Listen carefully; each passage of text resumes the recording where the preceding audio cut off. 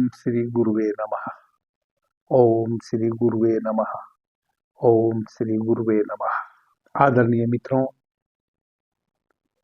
बाबा जी को चैनल पर आज की चर्चा में मैं आप सभी का स्वागत करता हूं। जैसा कि आप जानते हैं, बाबा जी को चैनल पर हम स्वर विज्ञान की सीरीज चला रहे हैं। यूं तो स्वर विज्ञान से संबंधित सीरीज हम अपने दूसरे चैनल अवेकनिंग इनर सेल्फ पर भी पूर्व में चलाए हैं और 50 से अधिक वहां चर्चा भी की है। कुछ त्रुटियां रह गई थी, जिन त्रुटियों को दूर करते हुए हम बाबा जी कहो चैनल पर पुनः स्वर विज्ञान से संबंधित सीरीज आपके समक्ष ला रहे हैं। आदरणीय मित्रों, मैं दावा कर सकता हूं कि अपने इस चैनल के अतिरिक्त कोई भी यूट्यूब पर ऐसा चैनल नहीं होगा किसी का भी जो इतनी सूक्ष्मता से एक एक चीज को स्वर विज्ञान की आपके समक्ष ला रहा हो, और वह भी निःशुल्क। मेरा पूरा प्रयास है कि प्रत्येक व्यक्ति स्वर का ज्ञाता बने। जितनी भी मुझे नॉलेज है उतना मैं बारी बारी से एक एक वीडियो के माध्यम से सूक्ष्म अति सूक्ष्म भेद स्वर विज्ञान के आपके समक्ष खोलने की कोशिश कर रहा हूं। जो मित्र पहली बार किसी वीडियो को सुनते हैं या इस एक दो वीडियो सुन चुके हैं, उनको थोड़ा कंफ्यूजन हो जाता है, क्योंकि स्वर विज्ञान एक बहुत ही गुड रहस्य है। स्वर विज्ञान छोटी छोटी चीजों पे वैरी करता है। तो जिन मित्रों को स्वर विज्ञान के विषय में एकदम उसका गणितज्ञ बनना है, स्वर विज्ञान का ज्ञाता बनना है कि कोई भी चीज स्वर विज्ञान की छूटे ना, वह तो टोटल वीडियो देखे। जिनको थोड़ा बहुत बस अपने जीवन में जानना है, वह केवल स्वर विज्ञान को एक भांति से लेवे। किस भांति से? कि सुबह सूर्योदय के समय अपने स्वर को देखे, तिथि के अनुसार चल रहे हैं कि नहीं। यदि तिथि के अनुसार चल रहे हैं तो ठीक है, नहीं चल रहे हैं तो नाड़ी शोधन विधि के माध्यम से अपनी 72,000 प्राणवाहिनी नाड़ियों को शुद्ध करें, वह चलने लगेंगे। तिथि के अनुसार स्वर चलने का मतलब है कि शुक्ल पक्ष में शुक्ल पक्ष की प्रथमा द्वितीया तृतीया को आपका चंद्र स्वर चलना चाहिए, चतुर्थी पंचमी षष्ठी को सूर्य स्वर चलना चाहिए। यानी कि दो पक्ष होते हैं महीने में, शुक्ल पक्ष और कृष्ण पक्ष। कृष्ण पक्ष के जो पहले 3 दिन है उसमें सूर्य स्वर बहना चाहिए आपका। सुबह सूर्योदय के समय जब सूर्य उग रहा हो उस समय यदि आप अपने स्वर को चेक करते हैं तो आपका सूर्य स्वर बह रहा होना चाहिए। दूसरे जो 3 दिन है उसमें चंद्र स्वर बह रहा होना चाहिए। इस प्रकार से पहले 3 दिन सूर्य स्वर के होते हैं, दूसरे 3 दिन चंद्र स्वर के, फिर तीसरे 3 दिन सूर्य स्वर के, फिर चौथे दिन 3 दिन चंद्र स्वर के, और 5वें जो 3 दिन है वह फिर सूर्य स्वर के। यह मैं कृष्ण पक्ष की बात कर रहा हूँ। इसी प्रकार से शुक्ल पक्ष में पहले 3 दिन चंद्र स्वर के होते हैं, दूसरे 3 दिन सूर्य स्वर के, तीसरे 3 दिन फिर चंद्र स्वर के, चौथे 3 दिन फिर सूर्य स्वर के, और 5वें 3 दिन यानी कि पूर्णिमा तक, त्रयोदशी, चौदस और पूर्णिमा, ये फिर चंद्र के होते हैं। इस प्रकार से हम तिथि के अनुसार प्रतिदिन सुबह में अपने स्वर को देखें और स्वर के अनुसार अपने कार्यों को करें। स्वर के अनुसार कार्य करने का मतलब है कि चंद्र स्वर का अपना स्वभाव है उसके अनुसार आप कार्य करें। यदि चंद्र की तिथि है, सूर्य स्वर का अपना स्वभाव है, यदि सूर्य की तिथि है तो आप सूर्य स्वर के अनुसार कार्य करें। सूर्य और चंद्र के क्या स्वभाव है, इस विषय पे मैं पीछे बहुत सी चर्चाएं करके आया हूं। आप पीछे वीडियो में जाए, थंबनेल पढ़े और उसमें आप ज्ञात कर लें जो भी आपने जानना है। यदि आपको अपने जीवन में स्वर विज्ञान को बहुत महत्व देना है तो आप दूसरा काम कर लें। प्रतिदिन आप यह अभ्यास करें कि पूरा दिन, चाहे कोई भी तिथि हो, कोई भी वार हो, कोई भी महीना हो, कोई भी ऋतु हो, आपका चंद्र स्वर चले और रात्रि में आपका सूर्य स्वर चले। यदि आपने बहुत सूक्ष्मता से जानना है तो आप इस प्रकार से अपने स्वर को साध सकते हैं कि दिन भर आपका चंद्र स्वर चले और रात्रि में आपका सूर्य स्वर चले। इसके अतिरिक्त और बहुत सारी चीजें हैं स्वर विज्ञान की जो छोटी छोटी चीजों में वैरी करती है। जैसे हमने अभी पीछे चर्चा की थी कि यदि 4 घड़ी स्वर बह रहा है एक, तो उसका लाभ है। 4.25 घड़ी बह रहा है तो हानि है, 3 घड़ी बह रहा है तो भी हानि है, 2 घड़ी बह रहा है तो भी हानि है। तो कई मित्रों के प्रश्न आते हैं कि यदि समाचार घड़ी बह रहा हो, फिर कई मित्र यह भी कहते हैं कि आप तो कहते हैं कि हर 2.5 घड़ी में स्वर चेंज हो जाने चाहिए। आदरणीय मित्रों, मैं आपको बता दूं कि स्वर विज्ञान बहुत ही सूक्ष्म विज्ञान है और इसमें बहुत सारी चीजें हैं जो अभी आपके समक्ष आई नहीं है। यदि आप एक वीडियो सुनेंगे, दूसरे को छोड़ देंगे, फिर तीसरा सुनेंगे, चौथे को छोड़ देंगे, तो निश्चित रूप से आपके भीतर प्रश्नों की झड़ी लग जाएगी और आप स्वर विज्ञान को नहीं समझ पाएंगे। इसलिए मैंने प्ले लिस्ट बनाई है। जब हम अवेकनिंग इनर सेल्फ चैनल पर चर्चा कर रहे थे स्वर विज्ञान की, वहां भी मैंने शिव सर्वोदय विज्ञान नाम से एक प्ले लिस्ट बनाई थी, ताकि जिन मित्रों का इंटरेस्ट हो स्वर विज्ञान को जानने का, वह उस प्ले लिस्ट में जाए और टोटल वीडियो देखें। इस चैनल पर भी, बाबा जी कहो चैनल पर, जिसपे मैं अभी आपसे बात कर रहा हूँ, इसमें भी मैंने स्वर योग नाम से एक प्ले लिस्ट बनाई है। ए से लेके जेड तक जितने भी हमारे चर्चाएं होने वाली है स्वर विज्ञान से संबंधित, जो कि अभी तक 23-24 चर्चाएं हो चुकी हैं और लगभग 200 चर्चाएं होनी है स्वर विज्ञान पर, वह सारी आपको स्वर योग जो प्ले लिस्ट है उसमें उपलब्ध हो जाएगी।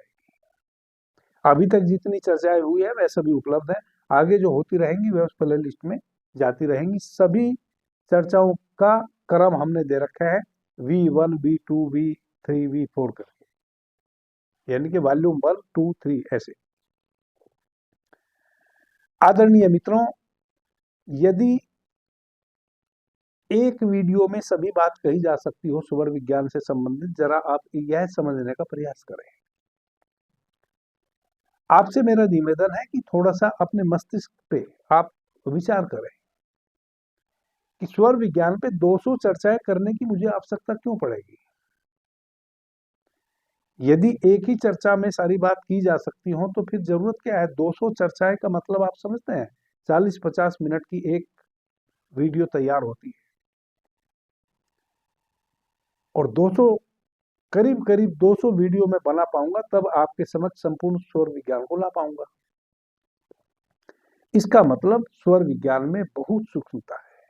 आपके जीवन का कोई ऐसा क्षेत्र नहीं है जिस क्षेत्र से स्वर विज्ञान ना जुड़ा हो। यानी कि जितने भी शास्त्र हैं और जितने भी विज्ञान है इस पृथ्वी पे प्राचीन, सब स्वर विज्ञान के अधीन है। हमारा एक एक श्वास, हमारी एक एक धड़कन, हमारे शरीर में वायु के धक्के के कारण जो भी घटनाएं घट रही हैं, सब सब स्वर विज्ञान के कारण। इस पूरे ब्रह्मांड में जो भी उथल पुथल हो रही है, जो भी सक्रिय चीजें हैं, वह सब स्वर के कारण। प्रकाश यदि कहीं है तो स्वर के कारण है, अंधकार है तो वह भी स्वर के कारण है, सूर्य में तेज है तो स्वर के कारण, चंद्रमा में शीतलता है तो स्वर के कारण। लेकिन एक दो चर्चाएं सुनकर आप यह सूक्ष्मता में प्रवेश नहीं कर पाएंगे, आपको एक एक वीडियो को सुनना पड़ेगा। जितनी चर्चाएं मैंने आपके समक्ष कर दी है, किसी भी एक चैनल पे आप, चाहे वह जितना भी इन्फ्लुएंसर हो, यूट्यूब के जितने भी बड़े बड़े चैनल हो, भले उनके करोड़ों करोड़ सब्सक्राइबर हो, कोई भी इतनी सूक्ष्मता से आपके समक्ष स्वर विज्ञान से संबंधित चर्चा लेकर नहीं आया होगा, वह भी निःशुल्क। मैं पहला व्यक्ति हूं यूट्यूब पर जो यह प्रयास कर रहा हूं कि एक एक व्यक्ति तक स्वर विज्ञान की सूक्ष्मता को, जो हमारा प्राचीन विज्ञान है, जो भगवान शिव ने माता पार्वती को उपहार स्वरूप दिया है, जो मनुष्य जाति के कल्याण हेतु माता पार्वती ने एक एक प्रश्न कर करके भगवान शिव से उगलवा लिया है, सही पूछे तो वह स्वर विज्ञान एक एक व्यक्ति को जानना चाहिए और मैं उसका प्रयास कर रहा हूं। आपसे मेरा निवेदन यह है कि हमारे चैनल पर रिच नहीं है। रिच इसलिए नहीं है कि हमारे चैनल से विशेष इनकम यूट्यूब को नहीं है। जो भी यूट्यूब हमारे वीडियो पे ऐड चला के इनकम प्राप्त करता है, बस उतनी ही इनकम यूट्यूब को होती है। लेकिन यूट्यूब अत्यधिक इनकम जिन चैनल से हो रही है उन्हीं को अपने अलगारिदम में रखता है। अभी हमारे चैनल पे रीच नहीं आता है, नए लोगों तक हमारा चैनल पहुंच नहीं पाता है। मैं इतनी मेहनत तो कर रहा हूं, लेकिन इस मेहनत का लाभ लोगों को मिले, वह तभी मिलेगा जब हमारे वीडियो पे रीच आएगा, और रीच तब आएगा जब यूट्यूब चाहेगा, और यूट्यूब जब तब चाहेगा जब उसको इनकम होगी। या तो मैं यूट्यूब को अपनी पॉकेट से पैसा दूं और अपना रीच बढ़वाऊं, यानी कि अपना ऐड करवाऊं वीडियो का, या फिर आप लोग सदस्यता ग्रहण करें, अधिक से अधिक आप शेयर किया करें वीडियो को, क्योंकि आपके शेयर करने से भी रीच बढ़ता है। जितने अधिक आप कमेंट करेंगे उससे भी रीच बढ़ेगा, जितने आप लाइक करेंगे उससे भी रीच बढ़ेगा। यदि आप सदस्यता ग्रहण नहीं कर सकते हैं तो ये 3 कार्य तो आप कर ही सकते हैं। कमेंट अधिक से अधिक करें, लाइक करें, शेयर करें, और यदि आपने सब्सक्राइब कर रखा है चैनल तो बेल आइकन जरूर दबाएं। इतनी ही मेरी आपसे विनती है। आदरणीय मित्रों, आज का विषय है तो छोटा सा लेकिन है बड़ा महत्वपूर्ण। वह विषय यह है कि स्वर विज्ञान में एक समस्या बहुत आती है मित्रों के समक्ष। वह क्या आती है, जैसे हमें किसी से मीटिंग करनी है और हमारी मीटिंग का जो उद्देश्य है वह वैसा है जो हमें स्वर विज्ञान, जो हमें सूर्य स्वर में वह मीटिंग करनी चाहिए, यानी कि कोई कार्य हमें शुरू करना है और वह सूर्य स्वर में शुरू करना है और उसका समय भी फिक्स है। जैसे हमने किसी से बात करनी है, किसी राजनेता से बात करनी है या किसी सरकारी मुलाजिम से हमें बात करनी है, उसके ऑफिस जाना है और अपने किसी कार्य हेतु उससे हमें चर्चा करनी है, और उसने हमें समय दे रखा है कि आप दोपहर में 2 बजे आ जाए। ये मैं अपनी तरफ से कह रहा हूं, यानी कि जो भी उसने समय सुनिश्चित किया है आपसे मीटिंग का, वह समय फिक्स है।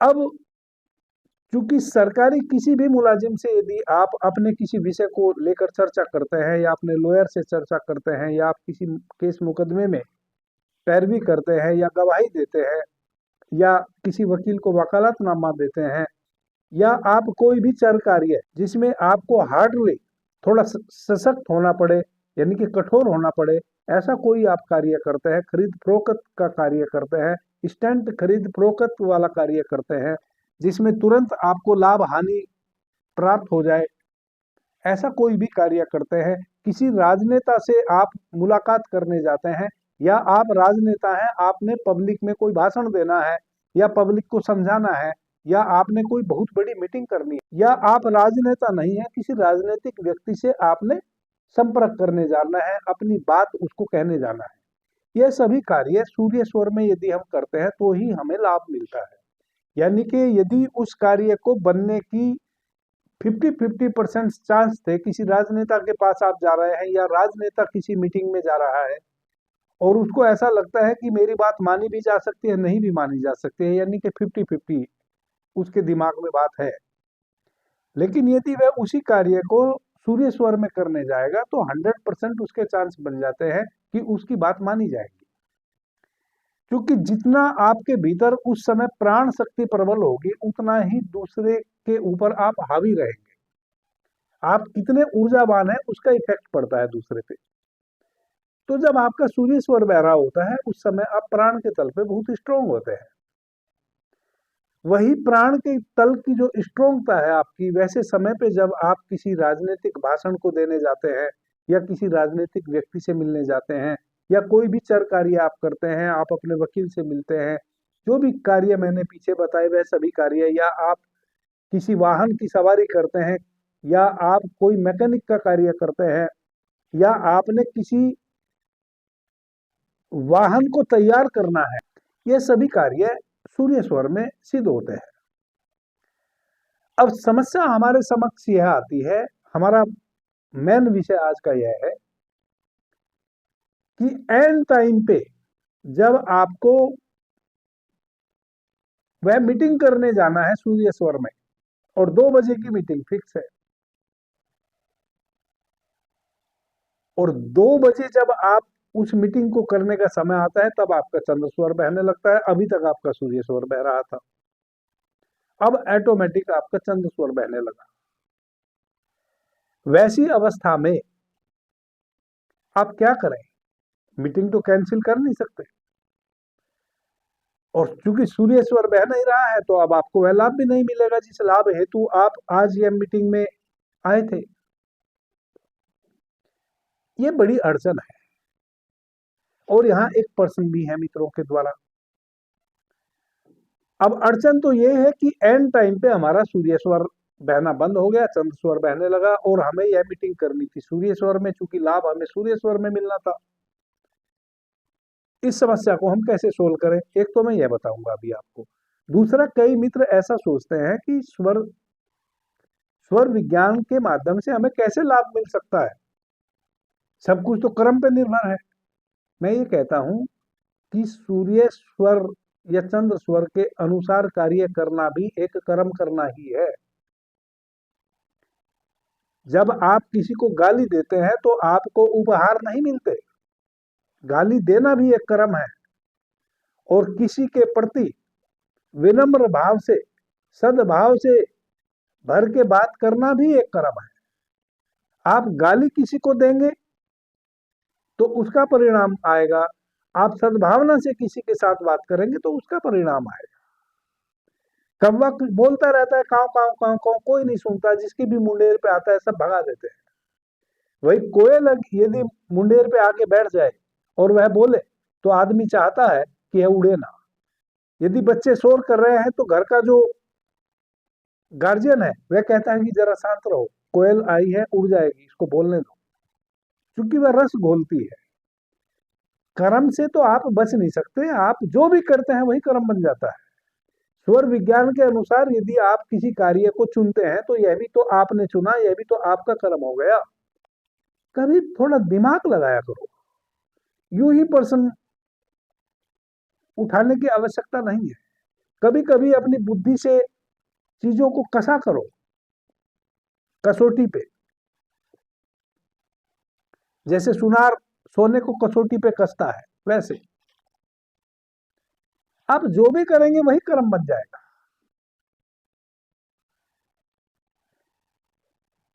अब आते हैं हम अपनी मूल बात पे। समस्या हमारी यह है कि एंड टाइम पे हमारा सूर्य स्वर बहना बंद हो गया और हमें उसकी आवश्यकता थी। उसका एक बहुत ही सरल सा तरीका है। जो मित्र मुझे ऐसा प्रश्न किए हैं कि यह तो कर्म का जो स्वभाव है उसके खिलाफ हो जाएगा, उनको भी मैं यह समझाने का प्रयास करूंगा, वह तो थोड़ा ध्यानपूर्वक सुने।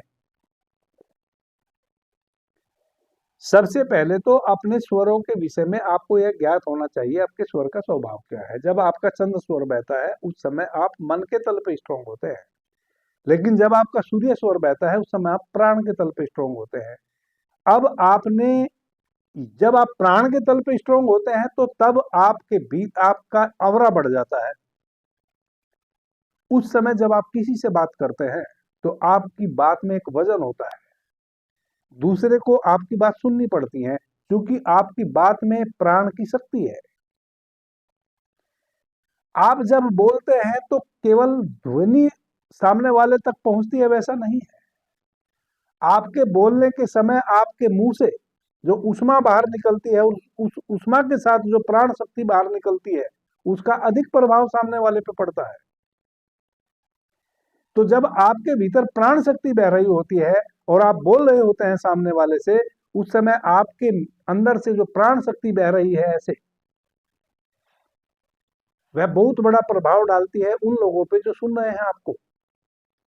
तो जब एक राजनेता भाषण देता है, आपने कभी देखा एक राजनेता जब भाषण देता है तो उसके सिंहासन को हमेशा ऊंचा बनाया जाता है, ऊंची एक स्टेज बनाई जाती है, थोड़ी नीची भी बनाई जा सकती है। जो सच में जानते हैं इस विज्ञान को वो कहीं भी जाएं, एक उचित अनुपात में ही स्टेज बनेगी। वो ऐसा नहीं कि कहीं 3 फीट, कहीं 4 फीट, कहीं 5 फीट, एक विशेष अनुपात में ही स्टेज बनेगी। यानी कि कम से कम 5 फीट ऊंची स्टेज बनेगी। इसका मतलब आप समझते हैं? इसका मतलब यह है कि जो सामने लोग खड़े हैं उनके सर के ऊपर से आपकी ऊष्मा ना गुजर जाए। प्रत्येक व्यक्ति के ऊपर आपके द्वारा फेंकी हुई ऊर्जा, जो ऊष्मा है, जो भाव है आपका, जो आप कहना चाहते हैं वाणी से, वो तो उनके कान पकड़ ही रहे हैं, रिसीव कर ही रहे हैं।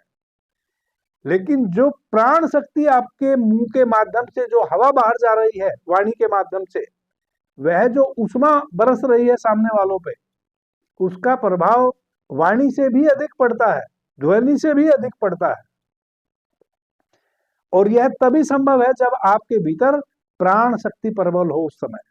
यदि उस समय आपका चंद्र स्वर चल रहा हो, आपकी ध्वनि तो लोग सुनेंगे, लेकिन प्राण की शक्ति बिल्कुल भी आपकी ऊष्मा जो बाहर निकल रही है उसमें नहीं है, कोई प्रभाव नहीं पड़ेगा।